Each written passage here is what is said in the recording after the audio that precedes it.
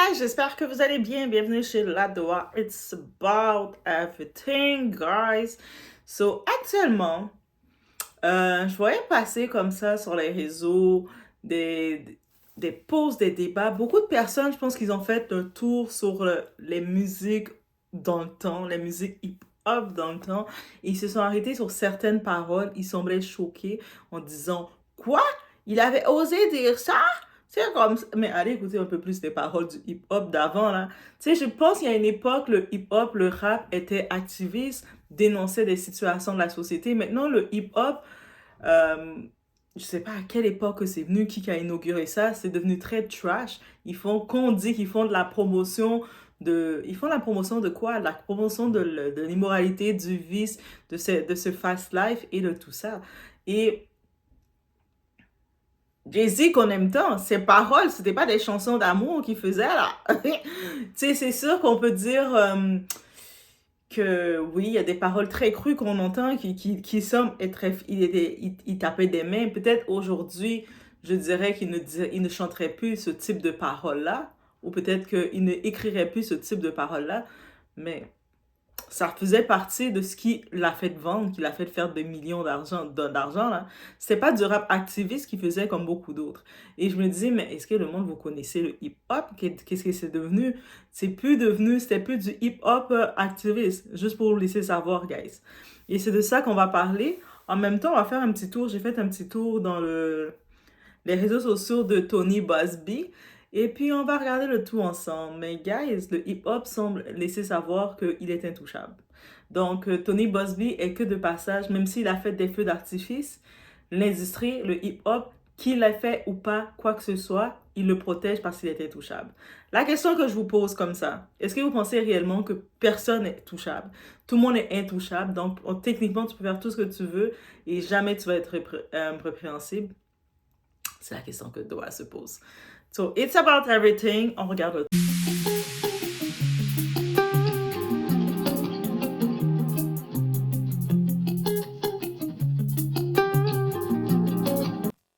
Leur accès aux milliardaires, à la NFL, à ces entités, passe par Jay-Z et Roc Nation. Ils lutteront pour garder leur lien avec ses contacts et sa position stratégique. Certains médias feront ce travail. Tout le monde fera ce travail. Que ça soit arrivé ou non, on en a parlé avec Meghan, ce sera dur à prouver. Ce sera difficile, compliqué de mettre Jay-Z dans l'embarras sans témoignage tiers où il serait vraiment coincé en termes de faits concrets. Mais ça montrera qu'en Amérique, certains sont jugés trop grands pour échouer.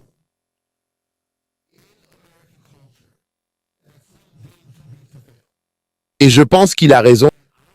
Donc, en effet, j'ai vu ce petit clip-là, ce petit bout d'entrevue de ce type. C'est un personnage, une personnalité qui est vraiment dans l'hip-hop. Ils débattent entre eux. Et puis, il a laissé entendre que, regarde, que oui, on voit tout ce qui se passe. Parce que la première chose, quand on voit des types d'accusations comme ça, et puis soudainement, personne n'en parle, aucun rappeur, aucune personnalité dans l'industrie, il parle de ça. Mais lui a laissé savoir, il a quand même, dans les podcasts, il a dit, mais peu importe que il l'a fait ou pas. Parce que le monde laisse pas entendre que non, c'est aberrant. J'ai pas vu, et c'est là que j'étais surprise, parce que j'ai pas vu personne dire c'est aberrant, comment on ose accuser de ci.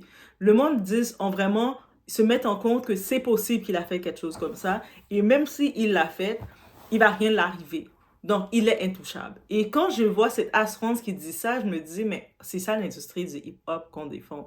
Donc, il n'y a pas eu, je sais qu'il n'y a pas d'amitié dans cette industrie. Merci Jay-Z de m'avoir fait comprendre parce que je ne savais pas. Mais au-delà qu'il n'y a pas d'amitié, toutes les collègues, toutes les autres entre eux, peut-être ils ont fait pire aussi. Ils ont toutes leur côté sombre en vrai. Mais il n'y a personne vraiment qui s'est positionné pour dire quoi que ce soit parce qu'ils défendent tous leurs intérêts. Que ce soit qu'on peut parler des Kendrick Lamar, des Drake, nommez-les toutes. Ils défendent tous les intérêts, ils ont tous leurs propres intérêts qu'ils défendent. Et c'est ça qu'il faut comprendre de la musique d'aujourd'hui. On n'a plus des musiques des artistes à la Tupac. On n'a plus ça. On n'a plus les artistes dans l'époque qui arrivaient, qui défendaient un système de société qui arrivait à la Ice Cube dans l'époque quand il écrivait ses textes pour défendre, pour dénoncer des situations. On n'a plus ces artistes-là. On a des artistes qui travaillent pour un type de personne en type de marionnette et ils sont tous là pour faire leur argent et grailler comme ils veulent, faire tout ce qu'ils ont à faire. C'est ça qu'on a. Et là maintenant, eux autres, ces artistes-là, ils sont tout en bas et puis ils savent qui est en haut dans leur échelle d'hip-hop. Ils savent que Jay-Z est au top et il ne peut pas tomber. Mais dites-vous qu'il y a 20 ans de ça, c'était Diddy qui était au top aussi. Il était à côté de son très cher ami, de son partenaire, de son tout ce que vous voulez, de son mentor, Clive Davis. Et lui aussi se disait, il n'y a rien qui peut m'arriver. Qu'est-ce qui peut m'arriver? Je suis au top, je suis au sommet, je peux faire tout ce que je veux et je vais faire tout ce que je veux.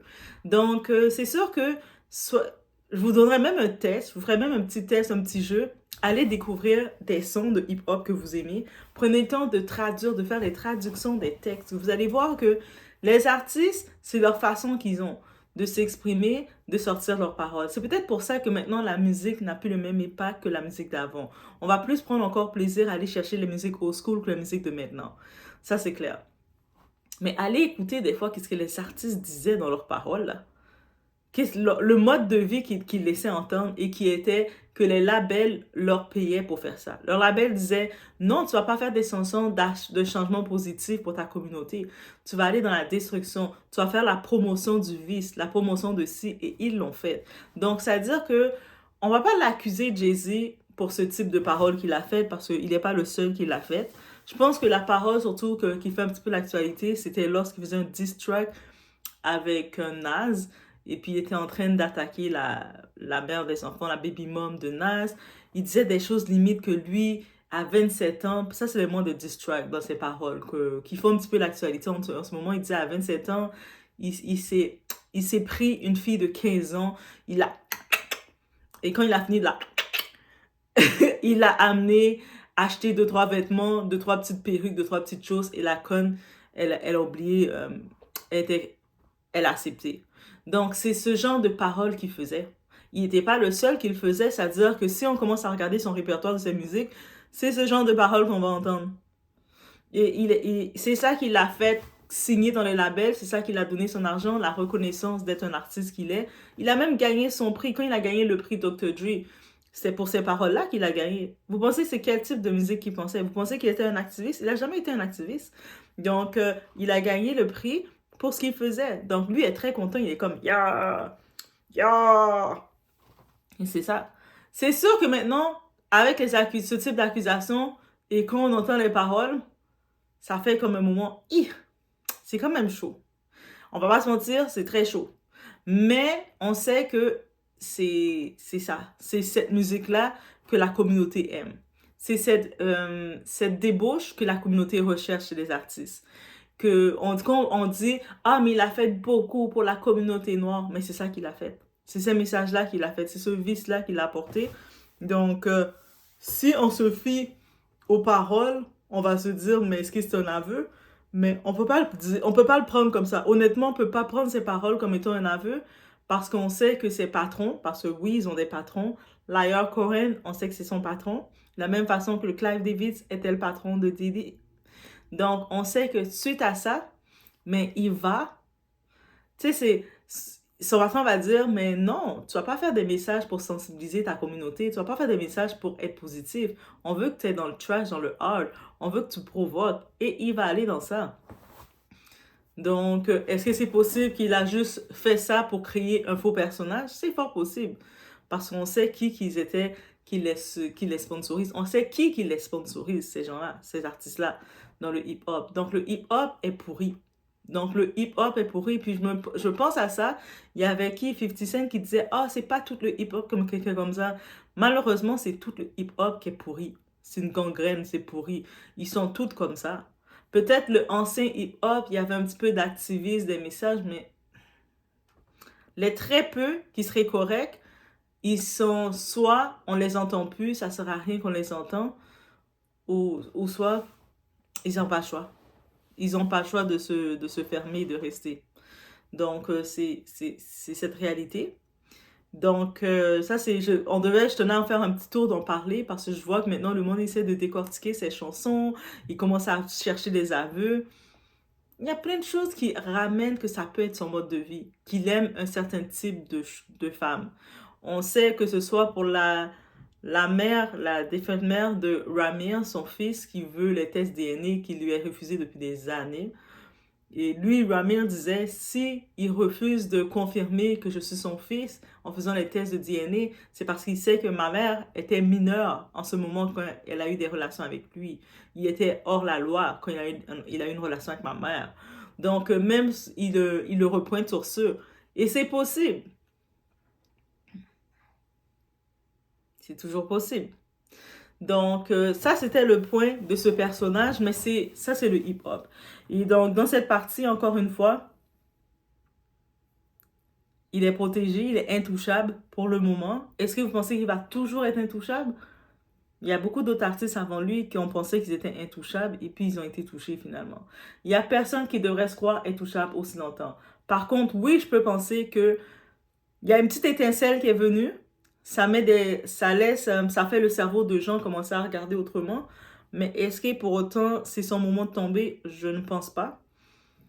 Mais par contre, ses actions vont commencer à amener le monde à beaucoup réfléchir. Là maintenant, je faisais un petit tour du côté de Tony Busby.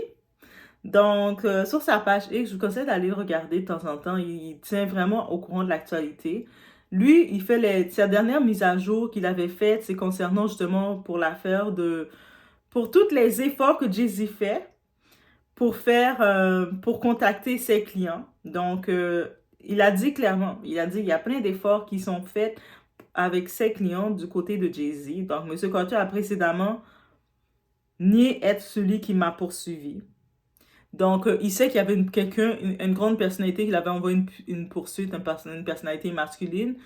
Il sait, quand on t'envoie quelqu'un qui t'envoie une plainte, tu vas savoir c'est qui. Mais Jay-Z, jusqu'à maintenant, il disait non, c'est pas moi. C'est pas moi qui t'avais envoyé la plainte. C'est quelqu'un d'autre. OK. Qu'il avait poursuivi, lui et son cabinet. Et puis, la plainte qui avait été déposée, c'était sur. Et puis, il dit la plainte frivole. Tommy se bosse bien. Était sur un pseudonyme. Donc, il n'avait pas utilisé son vrai nom quand il a fait la plainte.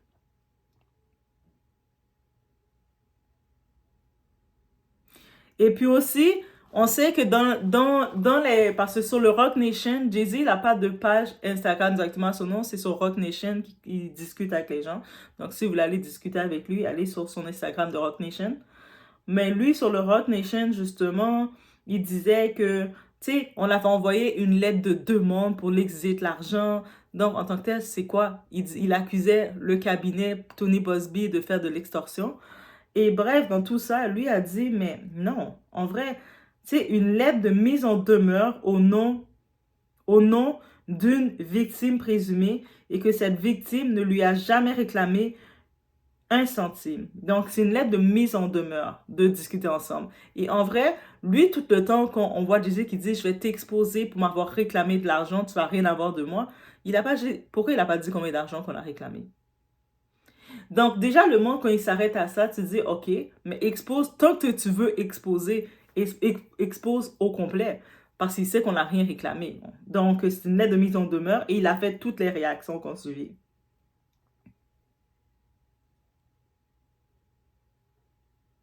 Donc, parce qu'à la base, dans la lettre de mise en demeure, la présumée victime, elle avait seulement demandé une médiation confidentielle.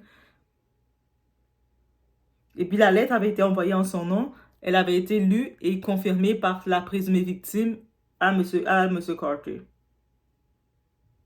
Et suite à ça, il a utilisé les médias pour changer le tout, dire on m'a fait une lettre de demande, c'est de l'extorsion qu'on m'a faite, blablabla. Mais dis le montant qu'on t'a demandé. Dis le montant qu'on t'a demandé parce que tu déclares quelque chose, tu dis on m'a réclamé tel montant, mais ils vont rien avoir de moi. Dis le montant. Mais il ne peut pas.